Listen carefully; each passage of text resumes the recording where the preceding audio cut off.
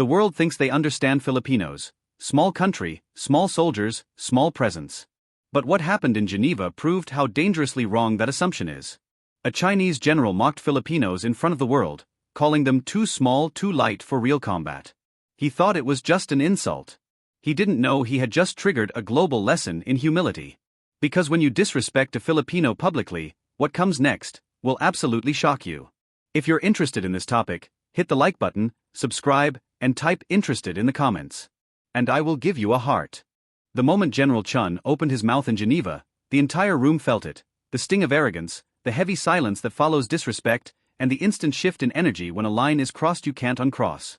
Filipinos watching around the world didn't need subtitles to understand the message behind his words. The tone alone carried enough insult to last an entire lifetime. Too small, too light, he said, as if Filipino soldiers were flimsy toys on a battlefield built only for giants. He spoke like size was destiny, like muscles could outperform centuries of resilience, like height could replace heart. You know that feeling when someone underestimates you so badly you almost laugh? That's exactly what Colonel Juan Drigo Santos felt when he stood up, not angry, not defensive, but almost amused, like he had just witnessed someone confidently walk into their own downfall. Santos didn't raise his voice. He didn't puff his chest. He didn't need to. Real warriors don't announce strength. They carry it quietly, like a blade hidden until necessary. He simply reminded the room with calm precision that Filipino warriors weren't built in gyms but in storms, in history books, in battles where the odds were impossible but the spirit was unbreakable. You could almost hear the audience stop breathing when he mentioned centuries of resistance. Colonizers, invaders, dictatorships. Every force that tried and failed to crush the Filipino spirit. It wasn't a speech. It was a warning disguised as courtesy. But even then, General Chun smirked, dismissing Filipino history the way a child dismisses old stories. Heritage is just stories, he said. In that moment, you could practically feel every Filipino across the world tighten their jaw. Stories? The Bataan Death March was not a story. The Mactan warriors who killed Magellan were not a story. The Marawi soldiers who fought house to house were not a story. And Filipino Special Forces, the ones who trained with the U.S. Navy SEALs, the SAS, the GIGN, were not a story. They were reality. But General Chun didn't know that reality was about to hit him harder than any battlefield ambush. When Colonel Santos proposed the joint training exercise, he wasn't bragging. He wasn't seeking revenge. He was simply giving Chun exactly what he asked for: truth. Measurable truth. Combat truth. Truth you can't laugh at or debate. Truth you can only experience. That challenge in front of the entire summit wasn't arrogance. It was justice. And Chun walked straight into it. Without hesitation. Without awareness. Without even realizing that Santos had just opened the door to his humiliation. This is something the Filipino audience knows instinctively. You never challenge a Filipino under the belief that they are weak. Because the moment you do, that's the moment the world shifts. That's the moment heart becomes a weapon and humility becomes ammunition. Just imagine Team Dugot Paris landing in Thailand 2 months later. No parade. No show. No uniform polished to perfection. Just 6 warriors who looked like the type of people you would meet in a sari-sari store, in a paylink, in a jeepney, ordinary faces hiding extraordinary capabilities. Their strength was in the quiet. The discipline. The story behind their eyes. Captain Miguel Reyes wasn't the biggest or loudest. He was the type who walks into a room and doesn't have to prove anything. The type who lets results speak. The type whose silence makes even confident men uncomfortable. When he looked at Red Dragon, he didn't see giants. He saw blind spots. Weaknesses disguised as strength. Movements too rigid. Strategies too expected. Everything about Red Dragon screamed predictable. And predictable is the most dangerous thing you can be around Filipino warriors. Red Dragon arrived like a movie. Tall, uniformed, synchronized, dripping with intimidation and theatrics. But the problem with theatrics is simple: they look powerful until they're tested. Team Dugot Paris arrived like a storm you didn't see coming. And the first challenge exposed everything. Tactical infiltration. Equal parameters. Equal mission. Equal rules. But not equal mindsets. Red Dragon did what elite units always do: they executed the textbook, the manual, the doctrine. They used all the toys, all the tech, all the force. And it looked impressive until you realized how much energy they wasted doing what Team Dugot Paris could do with a fraction of the effort. Their 42-minute finish wasn't bad. But it wasn't extraordinary. Then came the moment that changed everything. the 5-minute Filipino huddle that Chun confidently called unprofessional. That wasn't unprofessional. That was mastery. Filipino mastery. The kind that comes from decades of adapting in real war zones, not simulations. The kind that comes from fighting enemies who don't follow the rulebook. The kind that comes from understanding that sometimes the most powerful strategy is the simplest one. When Team Dugot Paris slipped into the compound undetected, every microphone in the observation room picked up the same sound, General Chun leaning forward in disbelief. When Captain Reyes disarmed 2 guards with movements so clean the camera struggled to catch them frame by frame, analysts in the room went silent. And when the timer hit 27 minutes, with 0 casualties and 0 detections, Colonel Santos didn't smile or gloat. He just nodded once, like he always knew this was the outcome. Because Filipino warriors aren't surprises. They're revelations waiting for someone arrogant enough to underestimate them. And this was only the beginning. Before we continue, type Filipino pride in the comments if you're still here and still watching. Your engagement pushes Filipino stories to the world. And now get ready. Because what happens next will not just shock you. It will change how you see Filipino strength forever. By the time day 2 arrived, the entire summit already sensed the shift in power. What started as a casual insult had become a global spectacle. Cameras doubled. Reporters camped outside the facility. Military analysts across the world tuned in like it was the championship of nations.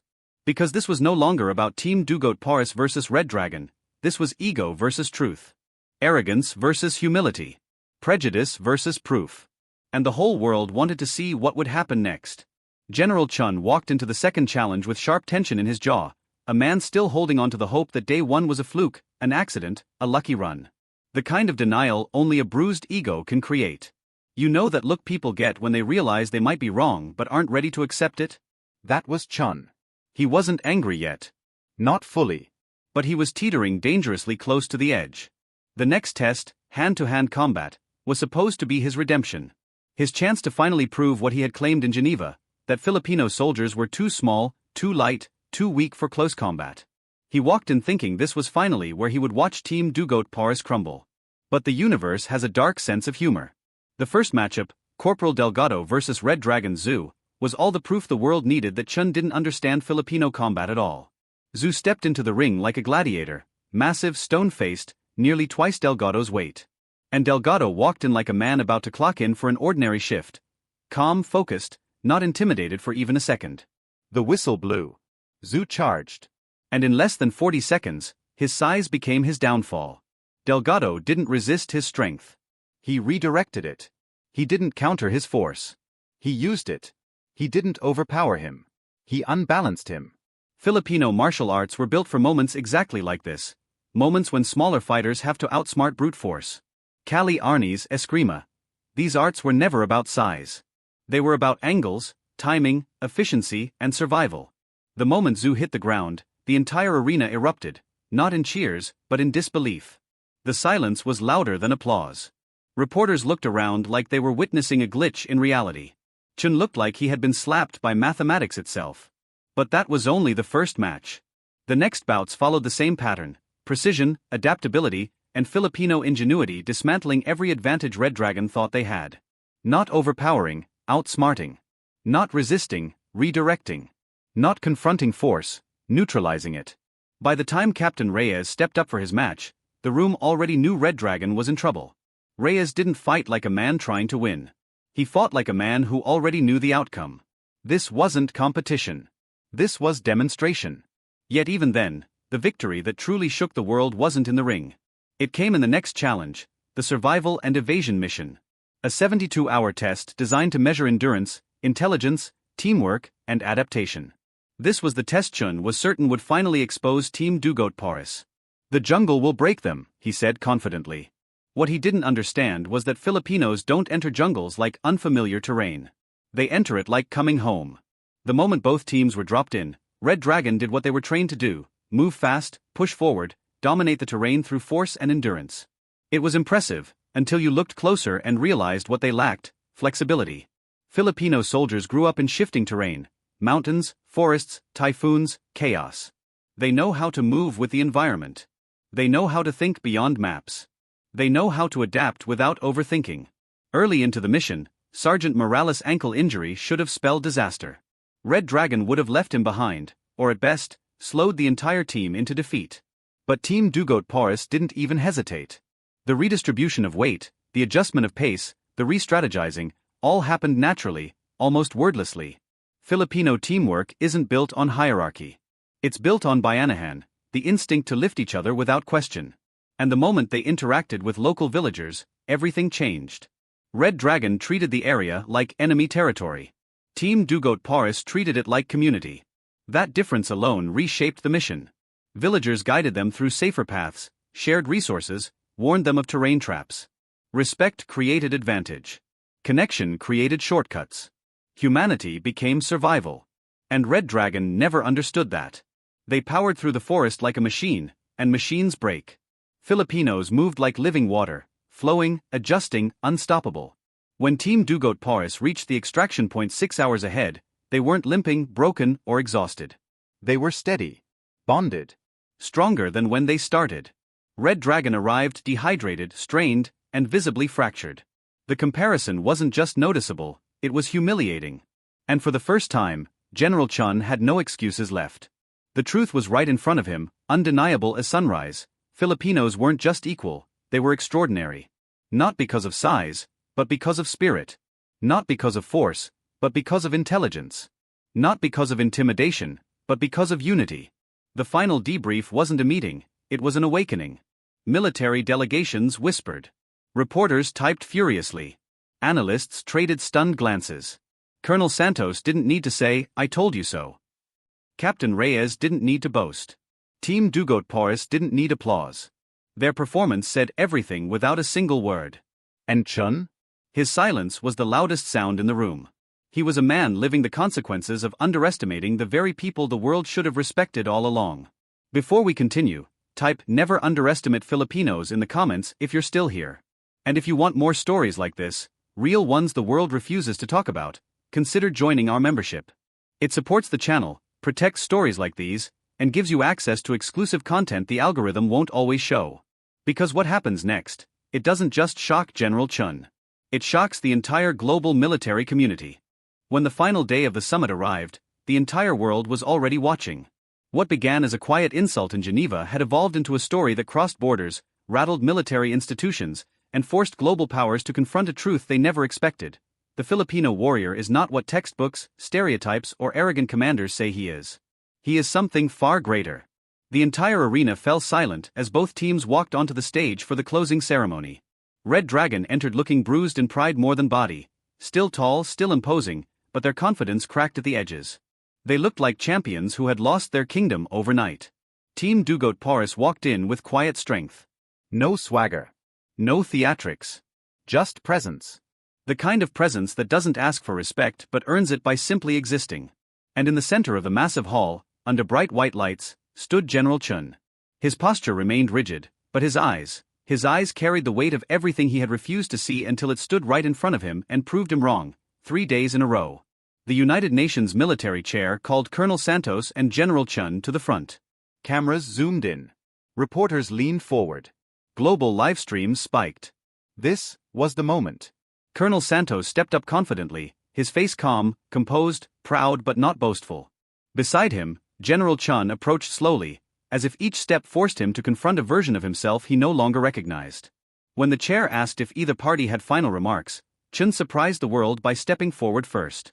He didn't clear his throat. He didn't adjust his medals. He didn't puff his chest like he always did. Instead, he drew in a quiet breath, and lowered his gaze. "I misjudged you," he said, voice steady but stripped of every ounce of arrogance. The crowd froze. "I misjudged your soldiers. I misjudged your people. And I misjudged the strength that cannot be measured by height, weight, or muscle mass." Santos remained still, listening. Chun continued. "Your team didn't defeat us through size or force. They defeated us through intelligence, discipline, unity, and spirit. The Filipino warrior is not small. The Filipino warrior is immeasurable." A ripple moved through the audience. Shock, pride, emotion. Chun wasn't done. "For years, I believed power came from domination.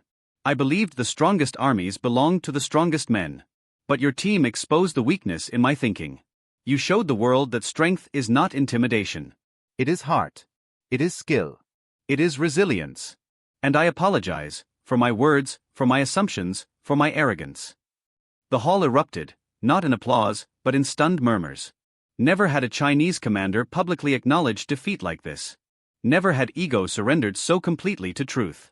Colonel Santos finally stepped forward, placing his hand gently on Chen's shoulder. "General," he said softly, "Filipinos don't seek superiority. We seek honor. We don't fight to conquer. We fight to protect, to uplift, to serve." Chun swallowed hard. "And I understand that now."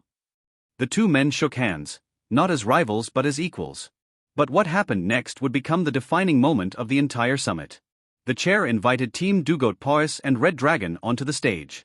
As the Filipino soldiers stepped forward, the hall, filled with delegates from over 70 nations, rose to their feet. It was not polite applause. It was a standing ovation that thundered through the stadium. A sound of respect. A sound of recognition. A sound of history being rewritten in real time. Captain Reyes, who had led his team with quiet mastery, looked at his group with tears threatening to escape. They didn't come for fame. They didn't come for validation. They came to defend honor, and they succeeded. Lieutenant Mendoza held her head high, knowing her tactical brilliance had reshaped how the world viewed Filipino strategy. Sergeant Cruz, Corporal Delgado, Corporal Santos, Sergeant Morales, they each stood as symbols of centuries of Filipino resilience compressed into 6 human bodies. And then something unexpected happened. A U.S. naval commander stepped forward from the American delegation, Command Admiral Jonathan Brooks, a man known for his strict composure. He addressed the hall. 4 years, he said clearly, the United States has served alongside Filipino forces. But after what we witnessed here, it is time the world acknowledges a truth we have long known privately. The room went silent again. The Filipino soldier is one of the most adaptable, skilled, and courageous warriors on earth. Today, Team Dugot Paris didn't just win, they set a new global standard. Even Chun nodded in agreement. "If our forces had their spirit," Brooks added, "we would all be stronger for it." From the back of the room, someone shouted, "Mabuhay ang Pilipinas." The crowd erupted in applause once more. Cameras flashed. Flags waved. Delegates wiped their eyes. Team Dugot Paris stood united, not tall, not heavy-built, but unshakably powerful. And the world finally saw what the Philippines had always known. But the story didn't end there. Within weeks, global militaries began sending representatives to study Filipino combat methodology. Cali and Arnie's training requests spiked internationally. Military academies requested cooperation with the Philippine Armed Forces. And Team Dugot Paris received invitations from 6 major countries for joint exercises, not as underdogs, but as equals. As respected partners. As warriors who had changed the conversation forever. Qin returned to China with a new doctrine, one that emphasized adaptability, unity, and humility, influenced deeply by what he witnessed. And the Philippines? They stood taller on the world stage than ever before. Before we close, if you're still watching, type "Filipino spirit never breaks" in the comments so I know you're part of the family. And if you want more stories like this, deeper stories, stories that lift our Kababayans and show the world who we truly are, join our membership. It supports the channel, helps us create videos no algorithm can bury, and gives you access to content we can't post publicly.